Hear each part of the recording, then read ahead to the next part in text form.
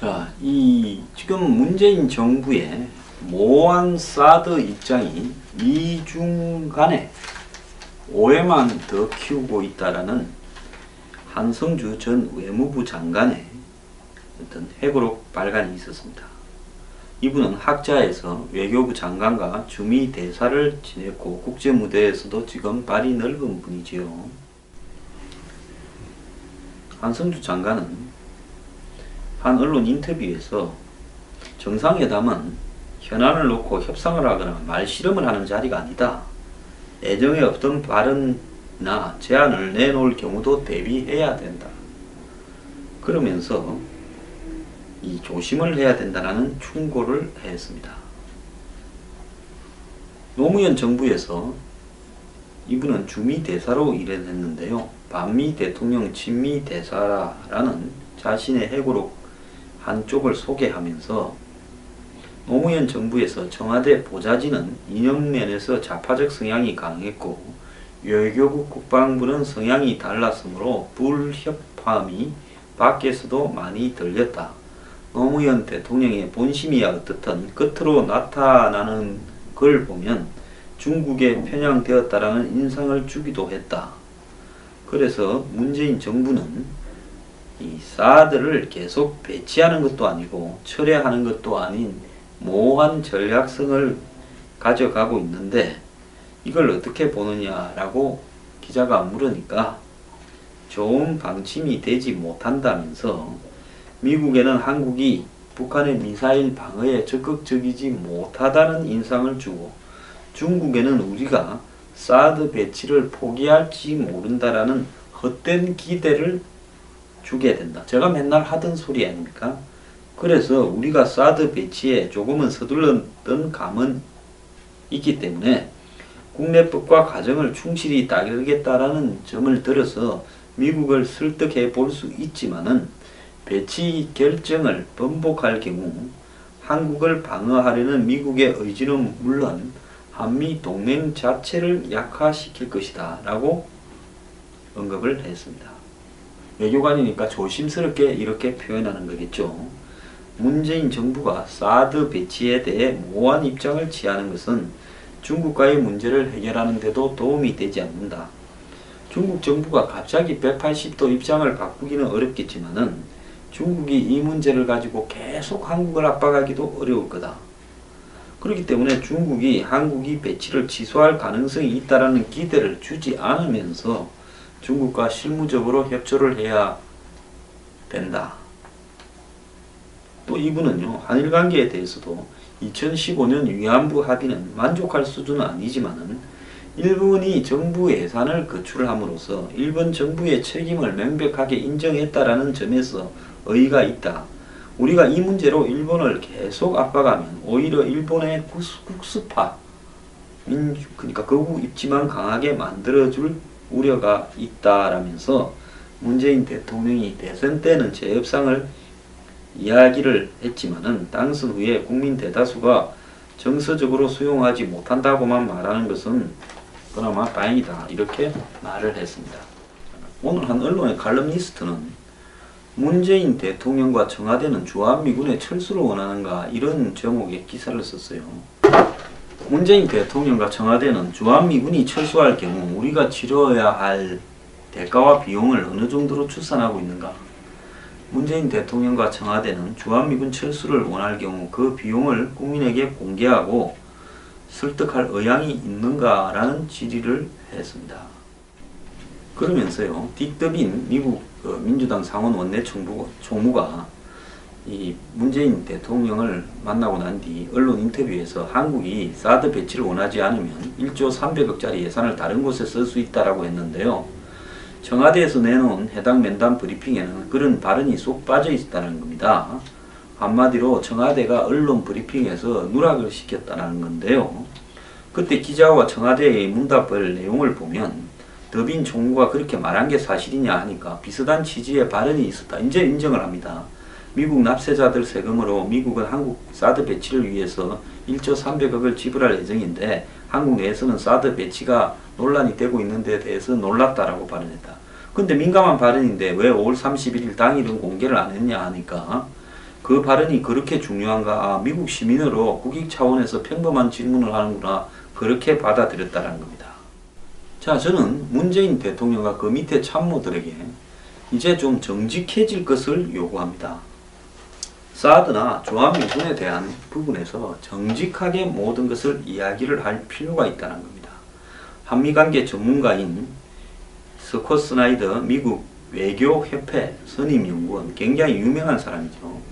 이 사람이 미국에서 최고 권위 있는 외교 관련 잡지 포린 어페어에 기고문을 실었는데, 여기에서 사드 배치 결정 번복이 확인된다면 트럼프는 주한미군을 철수시킬 명분을 가지게 된다고 이야기를 했습니다.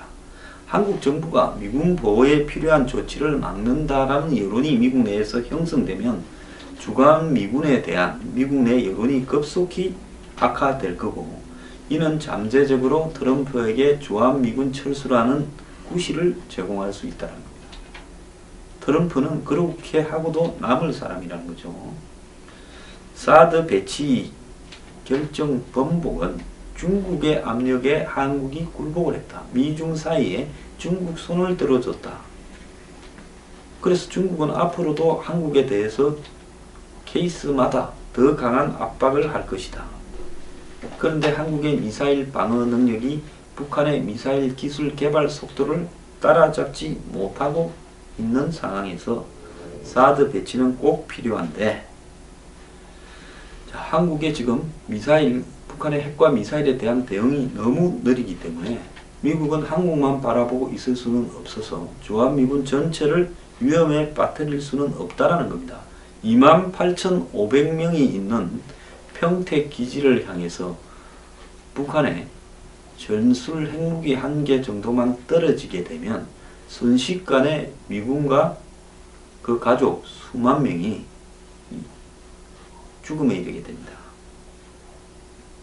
그래서 이 한미 정상회담에서 문재인과 트럼프 대통령은 북한 문제 해결을 위한 공동 전략을 다시 짜는 동시에 북한 미사일 발사에 대한 한국의 취약점에 대해서도 초점을 맞춰야 된다. 이렇게 이야기를 하고 있는데요. 우리는 트럼프라는 사람이 수백 년의 전통 우방 관계도 중요하지 않다. 이 실리와 국익을 위해서는 모든 부분에 대한 판을 새로 짤 수 있다라는 이 판단을 하는 매우 실리적인 사람이라는 것을 인식을 해야 됩니다. 그런데 이런 실리적인 사람이 지금 러시아 스캔들로 궁지에 몰려 있습니다. 자, 그가 지금 취임한 지 5개월도 안 되는데 5년이 지난 만큼 이 그를 반대하거나 부정적으로 보는 사람들은 피로가 쌓여 있고, 그의 언행은 전부 적극적인 듯 보이면서도 파괴적이라는 겁니다. 그래서 이걸 지켜보는 사람들이 스트레스가 크다는 거죠.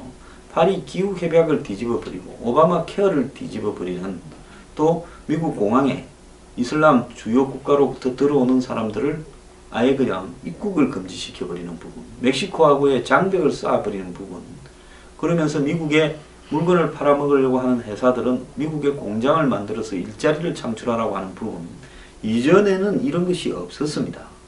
즉 미국 우선주의, 아메리칸 퍼스트, 바이 아메리칸, 또 하이 아메리칸, 미국 물건을 사고 미국 사람을 고용하라는 이런 대의 명분 하에 70년 국제 질서의 모든 기성적 권위와 전략 전술을 다 뒤집어 버리고 있는 겁니다. 그렇다면 우리도 지금 이 파리 기후협약을 한순간에 엎어버리는 이런 트럼프의 행동을 보면서요, 우리도 좀 뭔가를 깨달아야 됩니다. 심지어 미국에서 진보적인 척 하는 사람들은 이 트럼프의 미국을 불량 국가라고 부르고 있고, 지금 코미 청문회 이후에 미국에서도 탄핵 열차가 시동이 걸린다. 앞으로 먼 길을 가야 될 부분이 남아있고 특별검사의 조사 결과가 또 나와야 되겠죠. 그래서 이 사법방해죄, 러시아 게이트에 대한 트럼프의 사법방해죄가 이렇게 이유가 있다고 결론을 내리게 될 경우 탄핵 문제들이 미국에서도 계속 앞으로 한 2년간에 걸쳐서 번져갈 가능성이 있고, 이런 트럼프의 불안정한 상황과 기존의 트럼프의 미국 우선주의라는 부분 속에서 나타나는 예측 불가한 행동들은 이 동아시아에도 크게 영향을 미칠 겁니다. 첫 번째는 레임덕에 가까운 국정 운영 동력을 트럼프가 상실하게 되면 대외 관계는 그냥 현상 유지만 할 거고, 오바마가 했던 전략적 인내라는 부분으로 아무것도 하지 않으면서 그냥 지켜만 보는 상황으로 갈 수 있고, 안 그러면 트럼프가 쉽게 멘탈이 붕괴되지 않으면서 자신의 탄핵이라는 것은 있을 수 없다. 끝까지 내가 만약에 혹시라도 탄핵되더라도 그날 그 전날까지는 내가 할 만큼은 다 해버리겠다. 저는 트럼프가 후자로 행동할 거라고 봅니다. 그렇게 될 경우에는 내부에서의 실점을 외부에서의 어떤 득점으로 만회할 건데, 대외 정책을 화끈하게 해서 미국 국민들의 점수를 따려고 할 거라는 겁니다. 이건 트럼프를 잘 아는 사람이면 트럼프가 시무룩하게 힘이 빠져 있다가 조용히 권력을 내려놓는 그런 형태의 사람이 아니다라는 건 너무 잘 압니다. 닉슨 대통령 때 탄핵이 걸리니까 칠레의 아엔데 정권을 전복시킨 거, 빌 클린턴 때 알카에다와 이라크를 공격하고 유고를 공격한 부분, 이런 게 다 두 사람이 탄핵이 걸렸을 때 발생한 일입니다. 자, 최근에 미국 외교협회의 미카 젠코 박사는 포린 폴리시 기고문에서 트럼프가 북한의 핵시설에 대한 선제 공격 의혹을 강하게 받을 거라고 말을 했습니다. 보다 현실적으로는 대북 제재 비협조를 이유로 중국에 대해서 세컨더리 보이콧을 하고, 그 다음에 더 나아가서 북한과 대화를 주장하는 한국을 문재인 정부를 희생양으로 삼을 가능성이 있다라는 겁니다. 자, 한번 보세요. 코미 청문회가 TV 중계로 전 미국인이 그걸 보는 순간에 트럼프는 백악관에 틸러슨과 매티스, 맥마스터를 불러서 사드 배치를 논의했다는 겁니다.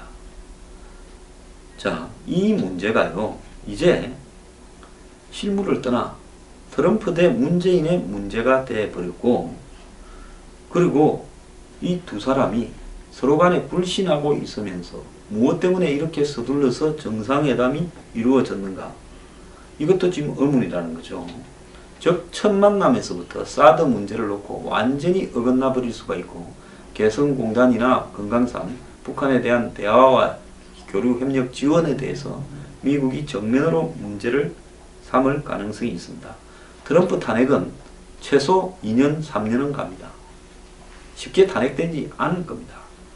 그렇다면 트럼프는 그 과정에서 지금 만만하고 미국에서는 여야 모두 비판하는 한국의 사드 문제를 기세로 해서 북한을 때리거나 한국 정부를 이렇게 경제적으로, 외교적으로, 안보적으로 눌러버리는 이런 선택을 할 가능성이 매우 높다. 즉, 북한에 대한 선제 공격, 저는 그것보다도 주한미군 철수가 가능성이 훨씬 높다고 보고 있습니다. 문재인 정부 이런 국제 현실에 대한 최소한의 이해를 하는지 지금도 그렇게 생각을 합니다. 미군은 미국의 이해관계 때문에 있는데 한국이 미국에 얼마나 중요한데 절대 그렇게 하지 못할 거예요. 그러다가 어느 날 곡소리가 나는 겁니다. 위험한 국민의 목숨과 생명과 재산을 담보로 줄타기 하지 말기를 바랍니다. 진짜 어느 날 갑자기 악몽이 현실화되는 재앙의 순간이 다가올 겁니다.